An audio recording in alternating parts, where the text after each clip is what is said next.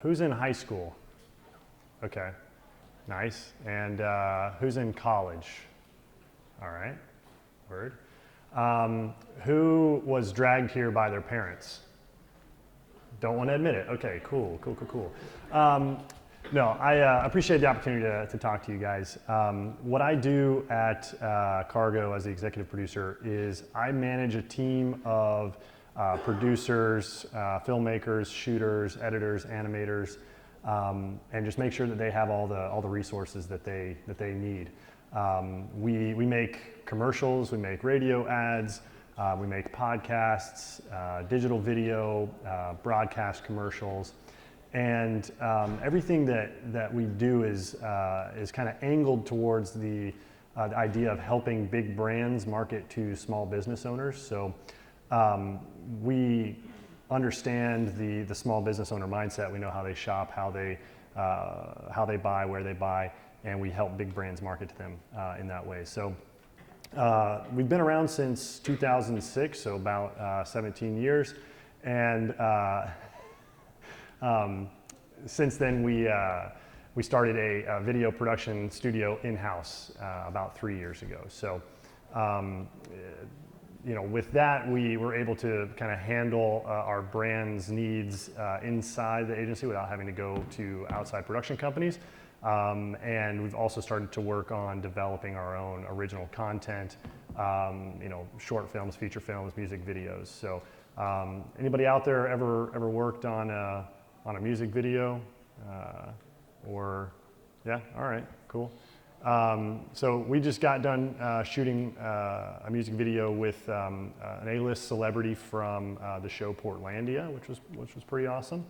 And the best part about that, and kind of the reason why I wanted to talk to you guys, was because there's some new technology out there that's developing in the world of filmmaking that provides kind of a pretty massive opportunity for young filmmakers.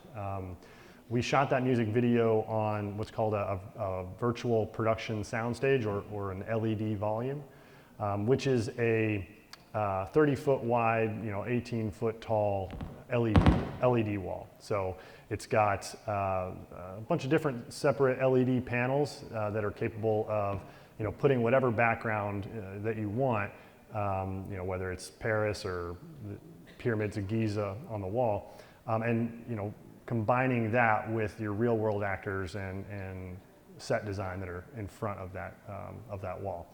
And it's powered by something called Unreal Engine. So Justin just got done talking to you guys about visual effects and some of the opportunities that are available to young filmmakers in After Effects and Blender and stuff like that. Well, Unreal Engine is a similar type of program. It's a gaming engine that's capable of real-time rendering. So instead of when you go into Blender and you have to create your 3D model and texture it and then bake in whatever lighting you want on it and export that out, instead of having to do that, Unreal can change the lighting in real time as your character moves through it, or if you need to move the light source, all those lights and shadows can be manipulated in real time. So what's cool about virtual production is that you're essentially in a virtual world that's tracked on a soundstage. So your camera has motion trackers on it, so that the LED wall, which is powered by that gaming engine, it knows where within the space your camera is at because of the motion trackers that are on it. So when your camera moves forward, your background might scale up, it might grow a little bit, or if your camera moves to the right, the background might parallax a little bit to the left. So it essentially replaces a green screen, and you're able to create all of your virtual environments ahead of time and do all the pre-visualization for that, and so that what you're capturing through the lens of your camera is exactly what the output is going to be. There's no more of that guesswork of, we're filming this on green screen, but it's going to come together in the edit, in post-production. We'll see what it's going to look like. So it's kind of just front-loading all of that post-production work in instead of doing it afterwards. So, yeah, is anybody like interested in marketing or making commercials or have any, okay. So I guess I can tell a story really quick, because I guess, it's relevant when you're going into choosing your career path, or you're choosing your major or your minor that you want to get into in college. Everybody's seen a career advisor before? Been to like visit a career advisor? When I first started in college, my first year, I went to the University of Texas. I went in as a filmmaker. I wanted to be a director, and I sat down in filmmaking 101, and the professor asked, okay, who in the room wants to be a director? And literally like 300 hands, in the entire lecture hall, everybody raised their hand. They wanted to be director. So pretty immediately you're like, okay, this is going to be a competitive marketplace. This is something that is viewed as like a glamorous industry. Everybody wants to do this thing. So how do you stand out in that crowd? Well, after a year of doing that, I took 2 years off, and I went and I lived in LA, and I worked at Morgan Freeman's production company, Revelations Entertainment. And I kind of got a taste for what it's like working in film and show development. So in that role, I was reading show Bibles, I was reading scripts and novels, and writing what's called coverage. So I was writing, here's the log line, here's the synopsis, the overview, here's the character breakdown of who all's involved in the script. And then of course I'd have to say like whether I thought there was a good role for Morgan Freeman in it. And then they would have, you have to do things like what would a potential distribution plan look like? And, is there an international appeal? Could this movie sell, outside of domestic markets? And so, I spent a year doing that and working as a production assistant on a couple different shows for his company, like Madam Secretary on CBS, and Through the Wormhole on the Science Channel, a couple different like Food Network things. And there was a show or a movie called Pandemic, oddly enough, and that was long before COVID. But I worked on a movie called Pandemic that has Alfie Allen, Missy Pyle in it. But after doing that, and living in LA, I heard Justin say, maybe he had a similar experience out there. It just wasn't my jam. I didn't really. It's a fine place, but it just wasn't for me. So I moved back to Texas and I went back to school, and decided, maybe I'll switch away from this film thing, and it's too hard. So I decided to switch to advertising. I went and I met with my career advisor, and career advisor said, okay, cool, you're applied to the advertising school, and we'll see if you get in. And I was walking out, and I hit the button to go down the elevator, and this woman came running up to me from like a neighboring office from down the hall. And she said, hey, I couldn't help but overhear, that you're switching out of film, but it sounds like it's what you really are passionate about, what you really like doing.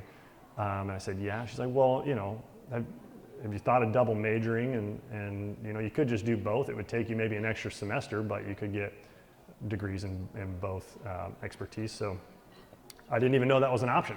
And I think, that's something that maybe schools don't really advertise or don't really always talk about.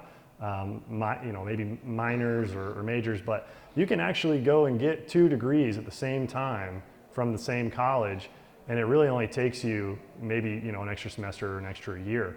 And that's been totally invaluable to me in my career, because now, I understand the language of sales and marketing of, okay, how do we, reposition a brand from being a value-based brand to being a luxury brand, or how do we tackle specific business objectives like, a surplus of a certain product that we need to move, and looking from, that typical sales funnel lens of, does anybody know what the sales funnel is? Anybody ever heard of that? It probably sounds super boring, but I promise it's relevant to filmmaking, okay? So when you're helping a brand sell a product or sell a service, there's kind of 3 different tiers of like status that a buyer is in. A buyer is either completely unaware that you exist as a company. They're either, they know of you and they would possibly consider you as a brand that they might go with, or they're in the market to actually buy the service or buy the product that you sell at that moment. And so those three levels are called, an awareness level lead, a consideration level lead, or an intent to buy, intent to purchase level lead. And so when we see advertising and we're watching the Super Bowl, the types of ads that everybody knows and loves are like awareness level ads, okay? So those are ads that are meant to break through the doldrums and boringness of the advertising programming and hook you as a viewer and help you like become loyal to a brand, make you want to buy from a brand, or like align your lifestyle. So those might be ads that are very values based. Oh, you like the outdoors? So do we. That sort of branding. And then the consideration level is, when you're really trying to talk more about text and specs, specific features or benefits of a product or service. And then the intent to buy level stuff, that's like discounts, buy one, get ones, deals that might make somebody actually, decide in that moment to go to the website, click the ad, buy the thing, right?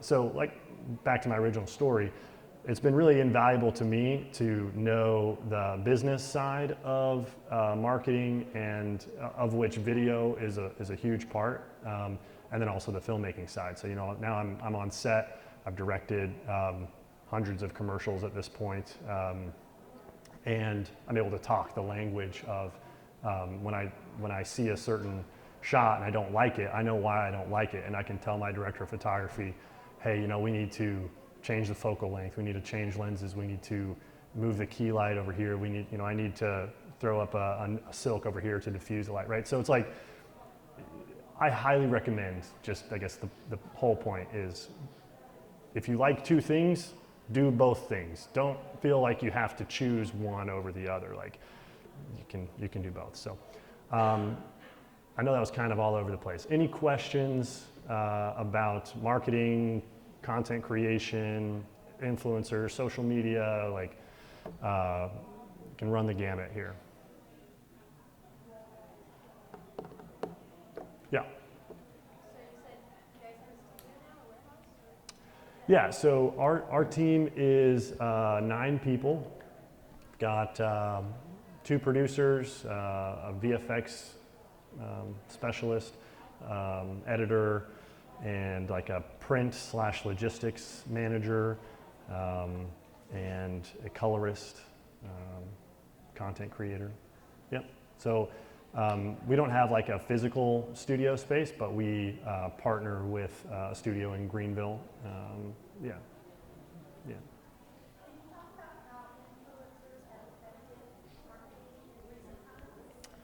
Definitely, yeah. So, you guys are on the internet, you're on social media, so we've all seen and know influencers and know what they do. And there's all different types and levels. There's everything from the nano influencer of, sub 5,000 followers up to the macro influencers who have, 500,000 plus. And I would say the way that they've affected marketing and changed marketing is that they're like an immediate access to a customer base, right? So you already know that they have a built-in number of impressions and eyeballs that'll be on the content that they create. But on the flip side of that, they've affected the type of video, the type of photography that actually gets produced and that brands pay for. And so I would say that it's created, influencers are creating a lot of upward pressure on the market of filmmakers, in that they're taking a piece of the pie of brands' marketing dollars and creating content that is like shot with iPhones. There are literally, people paying $17,000 a post to influencers, and maybe they're using a phone or a DSLR. And so I mean, yeah, I would say if you're able to get a following and to do it with low budget, authentic type of content creation, it can be extremely lucrative. Yeah. Anything else? Yeah. You talked about the LED walls. That's something you all rent or use some? Yeah. Someone has one that you? Yeah. So the LED wall, it's called a LED volume. That's sort of the industry term for it. But there's one in Greenville, South Carolina, off Pelham Road. It's called Pronk Studios. They're good friends of mine, and they are the first one in the Carolinas. So in both North and South Carolina, it's the only one, and it's capable of, producing the same type of output that you would expect from a show like The Mandalorian. Yeah. Yes, sir. What kind of opportunities do you have for, like, say, young college students or young kids coming straight out of high school, something like that? Definitely, yeah. So Cargo traditionally has had internships that were more departmentally based. So, we'd have an intern join our web team, or an intern join our account management team, or our video team. But that was a little disorganized. So next year we're moving to a more kind of comprehensive internship program where we'll select 4 to 5 interns per semester and put them on a specific team. In the advertising industry, sort of the process that you go through with a client is that you'll receive a challenge. So a brand might say, like I said, we don't want to be viewed as the budget brand. We want to be viewed as a luxury brand. Okay, how do we change that? What types of media channels do we use? What type of messaging? Are we going to be like the outlaw type of brand, like a Wendy's, or are we going to be, the safe, positive, optimistic brand, like LG Electronics, right? So what's our persona? What's our tone?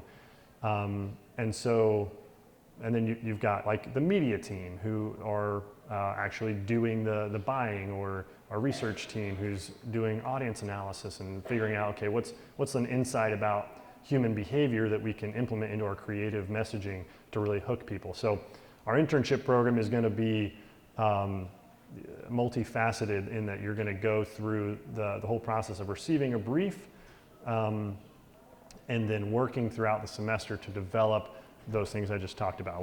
What's our media plan? What's our creative strategy? What's our tone? If we are going to execute video, what does a video campaign look like? And then they'll present that to the executive leadership at the end of the semester.